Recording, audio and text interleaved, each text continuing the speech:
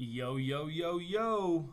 Hello, everyone, and welcome to our first video this school year. This is just going to be a nice, easy review video. We're going to talk about some of the things that you learned in 7th grade with just integer operations. Very, very, very simple just to get started off on the right foot and make sure everyone's on the same page at the beginning of this school year. So, let's get to it. Integer review. So this first piece right here. So generally speaking, we'll have like key terms in this section.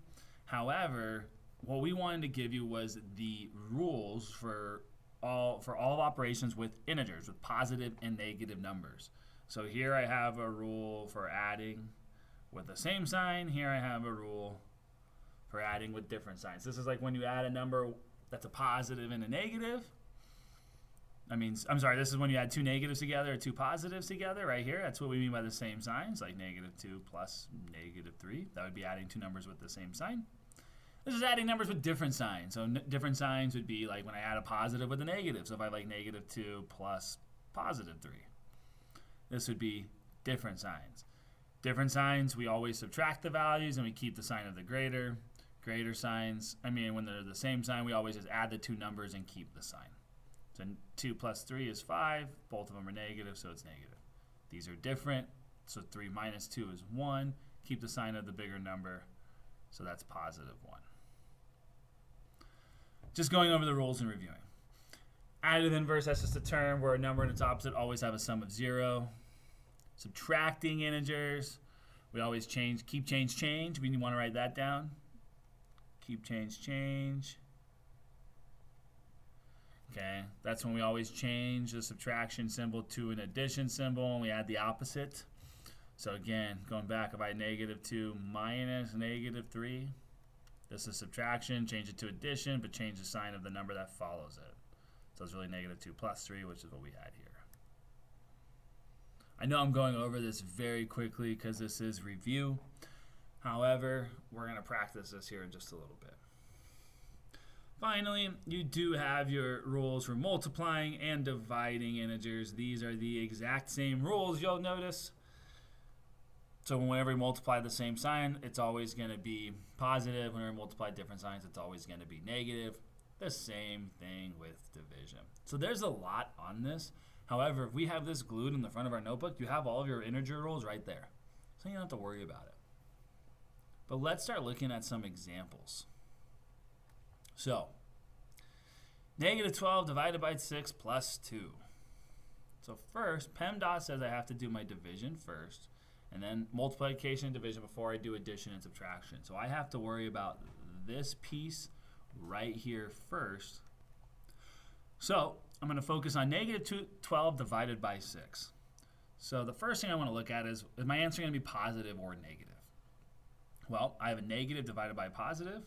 Going back to our rules, those are different signs. Negative and positive are different. They're not the same. So my answer is negative. That was easy. And then I just do my division. 12 divided by 6 is 2. So -12 divided by 6 is -2. I bring down this plus 2 here because I haven't done anything with it yet.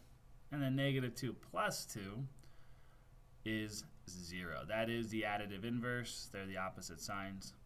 However, what we can look at though, this is a -2 plus a +2. Those are different signs. I have negatives and positives here.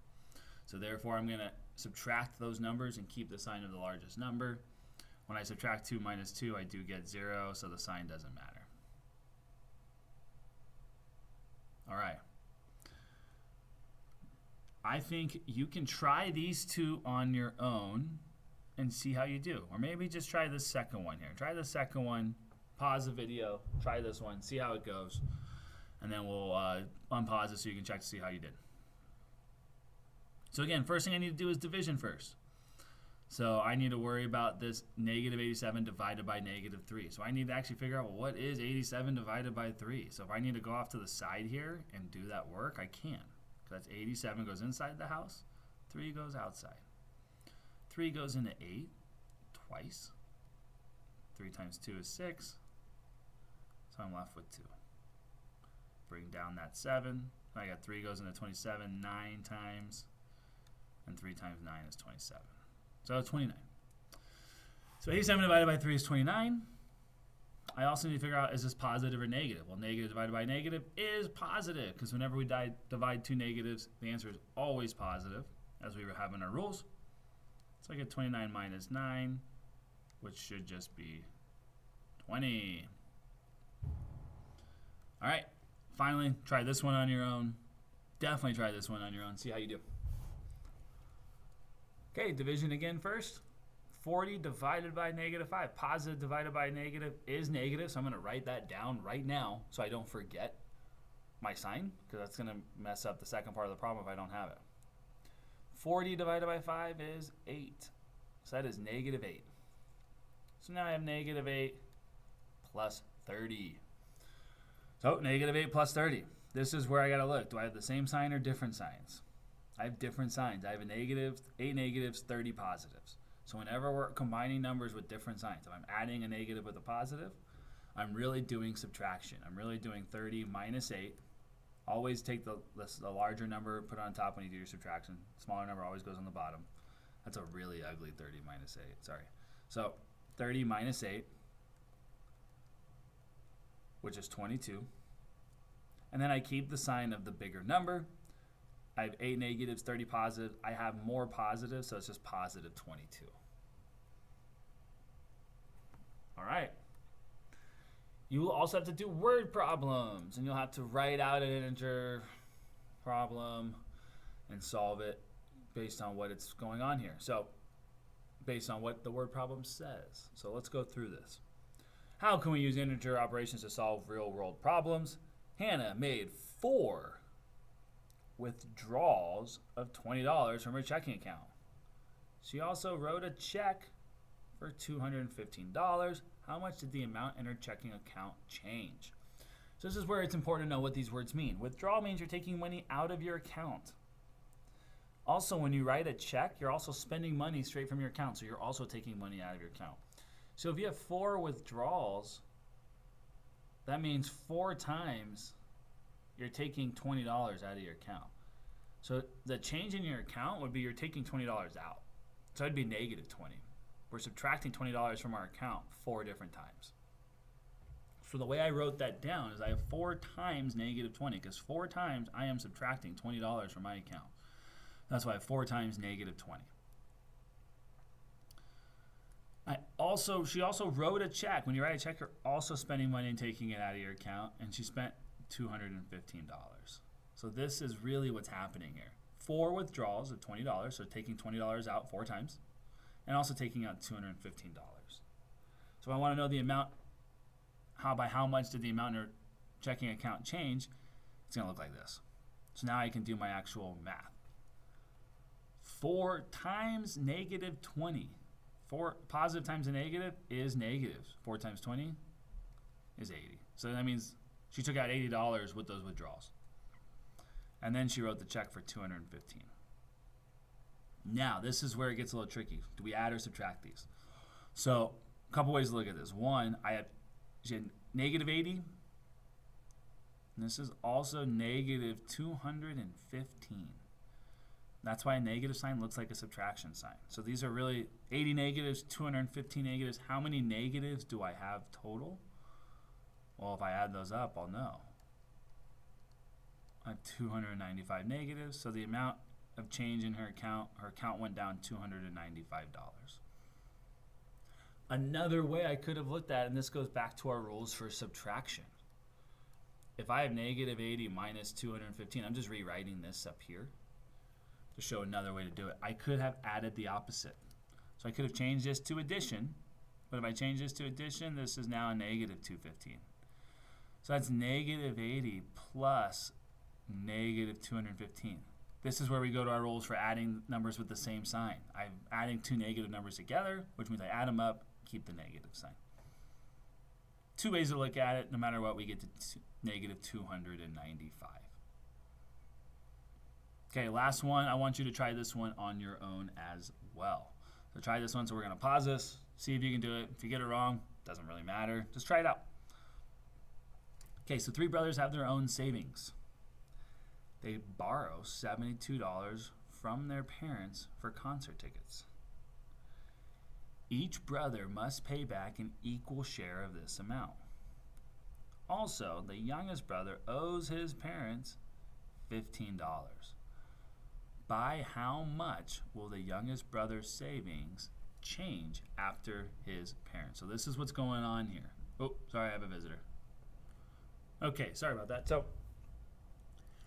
what's going on here is the wording can be a little bit confusing in this one, but what happened is they have $72 in their savings that they take out. Okay, that's how much they have to borrow for their concert tickets. So they'll share their savings.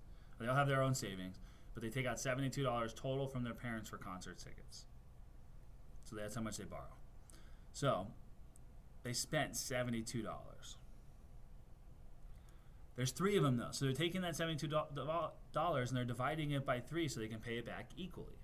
So that'd be 72, negative 72 divided by 3. Because that's showing how much money they each have to pay for those tickets. Now that youngest brother also owes his parents $15 still.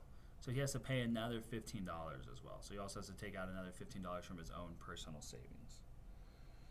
So first we need to figure out how much does each brother owe for the tickets. So that'd be the negative 72 divided by 3. And then the youngest brother has to pay an additional $15.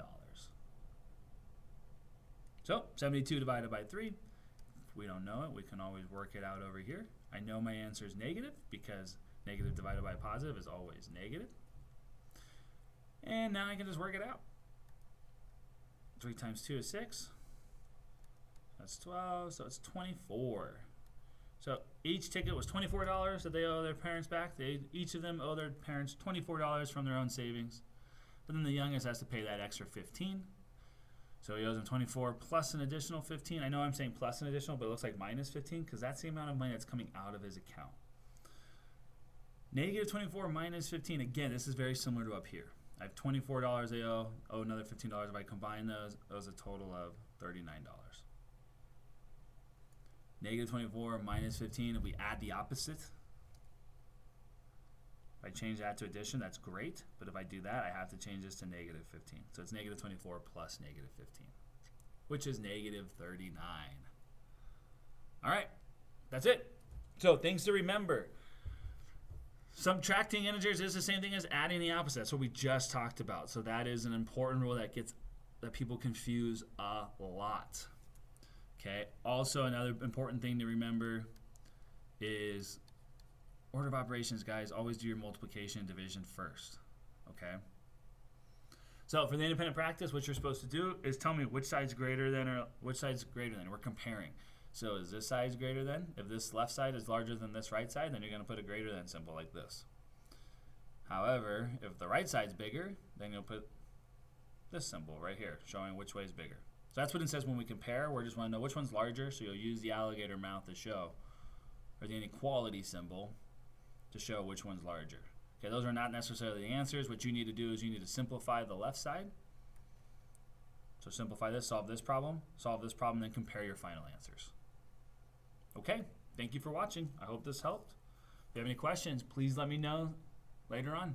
Greedius out.